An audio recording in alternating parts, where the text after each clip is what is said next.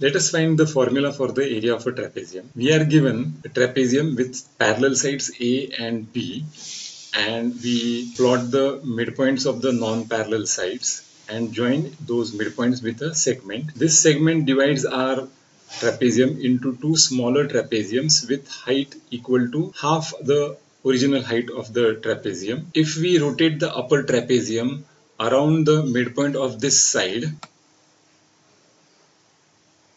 we find that a parallelogram is formed. Here the area of the parallelogram that is formed is equal to the area of our original trapezium. One of the sides of the parallelogram will be equal to the sum of the parallel sides of the trapezium, which are A and B. So one of the sides of the parallelogram will be equal to A plus B, and the height of the parallelogram will be half of the original height of the trapezium. We know that the area of a parallelogram is equal to height into base, but over here area of the parallelogram that is formed will be equal to 1/2 the height of the original trapezium into sum of the parallel sides of our original trapezium. So in short, we can write area of the parallelogram will be equal to 1/2 into h into a plus b. So from the earlier four statements that we have made, we can conclude that the area of our original trapezium will be equal to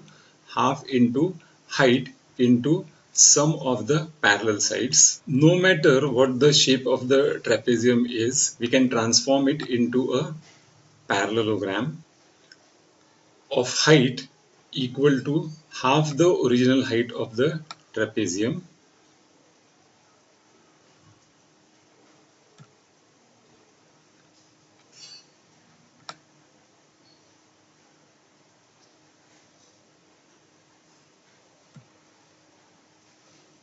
A and B are the parallel sides of this trapezium.